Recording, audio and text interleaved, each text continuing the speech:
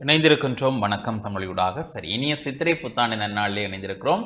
ஆகவே இன்றைய நாள் பொழுது உங்கள் அனைவருக்கும் சிறப்பாக அமைய எல்லாம் வல்ல இறைவனை பிரார்த்தித்துக் கொள்கிறோம். வாழ்த்துக்களையும் மறுபடியும் தெரிவித்துக் கொள்கிறோம். அதே நேரத்திலே சுரேகா உங்களுக்கும் வாழ்த்துக்கள். கட்டாயமண்ணா, உங்களுக்கும் சந்தோஷமான புது வருட வாழ்த்துக்கள். அது மாத்திரமில்லாமல் உலகத்தில் இருக்கக்கூடிய அனைத்து தமிழ் சிங்கள மக்கள் அனைவருக்கும் எங்களுடைய டான் குடும்பம் சார்பாக சந்தோஷமான புத்தாண்டு வாழ்த்துக்களை தெரிவித்துக் கொள்கின்றேன். சரி, என்ன விடயத்தை பற்றி கதைக்க போறோம் என்றால் அந்த வாழ்த்து சொன்னதே அதற்குத்தான். ஏனென்றால் இந்த வாழ்த்துக்கள் சொல்கின்ற பழக்கமே அருகிவிட்டது. சித்திரை புத்தாண்டு என்றால் நாங்கள் என்ன நினைக்கிறோம், எல்லாம் புதிதாக ஆரம்பிக்கிறது, நாங்களும் புதிதாக மாற வேண்டும் என்று. ஆனால் எங்களுடைய பழைய பாரம்பரியங்களை நாங்கள் கைவிட்டு விட்டோம். இந்த வாழ்த்து சொல்வது என்பது மற்றவர்கள் மனதிலே ஒரு சந்தோஷத்தை கொடுக்கும். என்னை மதித்தொரு மனிதனாக ஒருவர் வாழ்த்து சொல்லுகிறார், நானும் பதிலுக்கு சொல்ல வேண்டும் என்று. ஆனால் ஒரு சிலரை பார்த்தால் இன்றைய காலகட்டத்தில் நாங்கள் வலிய போய் வாழ்த்து சொல்லுவோம். தெரிந்தவராக இருக்கிறார், அறிந்தவராக இருக்கிறார், பக்கத்து வீட்டுக்காரராக இருக்கிறார். ஆனால் அவர்களை பார்த்தால் சிரிக்கவும் மாட்டார்கள், பேசவும் மாட்டார்கள். வாழ்த்து சொன்னால் அதை திருப்ப சொல்வதற்கு கூட அவர்கள் மனம் பெறாது, அப்படியே பார்த்து விட்டு என்று போய்விடுவார்கள்.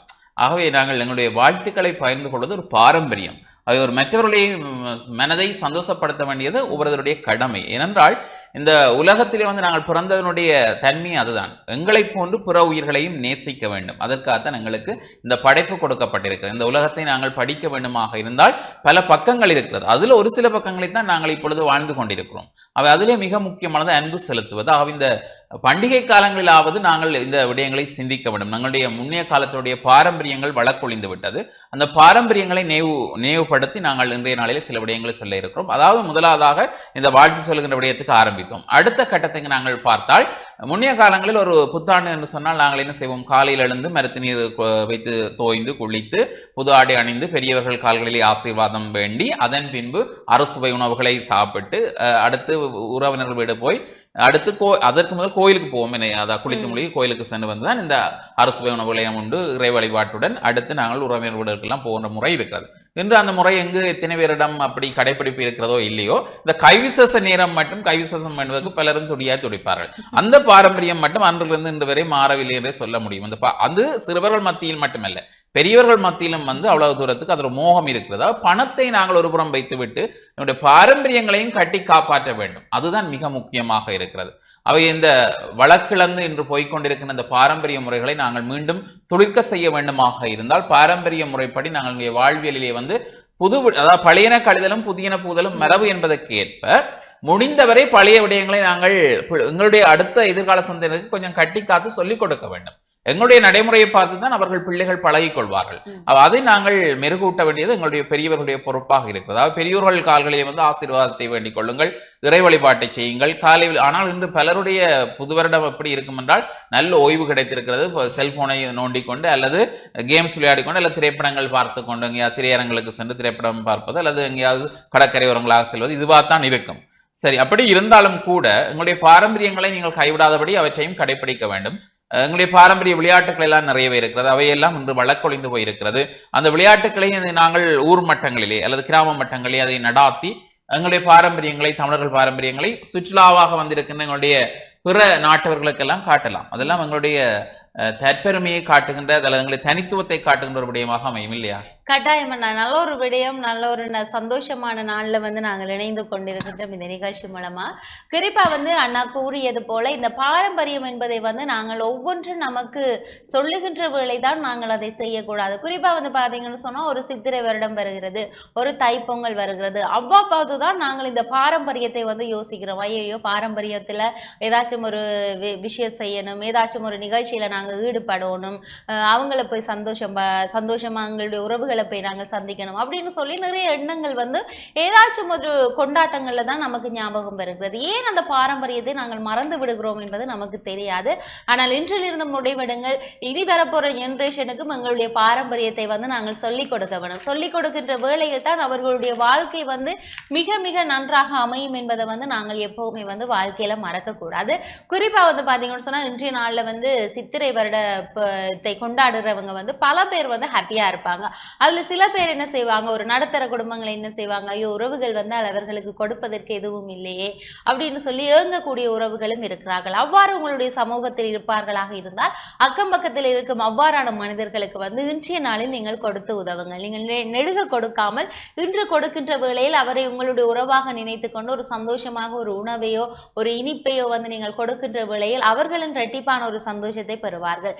எப்பவுமே நான் சொல்லக்கூடிய ஒரு விஷயம், மனிதரை மனிதன் நேசிக்க வேணும். எங்கு சுற்றி பார்த்தாலும் மனிதர்கள் தான்.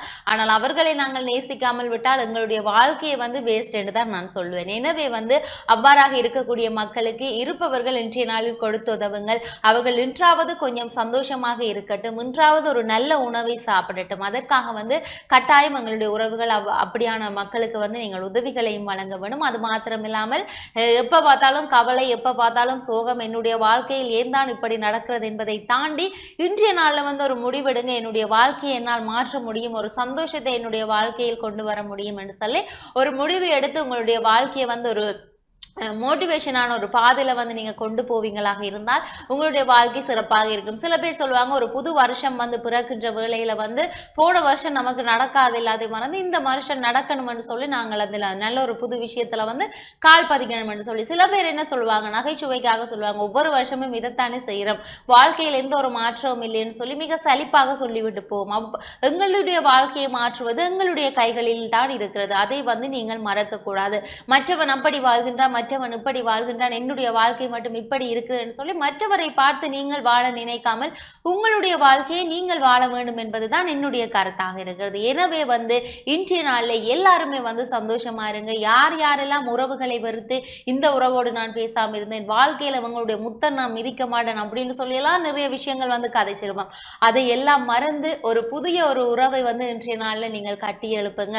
எங்களுடைய உறவுகள் தான் எப்பவுமே வந்து வாழ்க்கையில் முக்கியம். குறிப்பா வந்து இந்த காலத்துல வந்து பார்த்தோமாக இருந்தால் கூட்டு குடும்பம் எல்லாமே வந்து மிக குறைந்து விட்டதுன்னு தான் சொல்ல முடியும். ஆனால் இவ்வாறு எங்களுடைய பாரம்பரிய கொண்டாட்டங்கள் வருகின்ற வேளையில் எங்களுடைய உறவுகள், நண்பர்கள் அப்படின்னு சொல்லி எல்லாருமே தெரிந்தவர்கள் தெரியாதவர்கள் என்று சொல்லி வீட்டுக்கு வருகின்ற வேளையில் ஒரு சந்தோஷம் இருக்கும். அந்த கூட்டு குடும்பமாக வாழ்கின்ற ஒரு நாட்கள் வந்து இவ்வாறான ஒரு பண்டிகை நாட்களாகத்தான் இருக்கும். அந்த நாட்களை வந்து நீங்க மிஸ் பண்ணிடாதீங்க.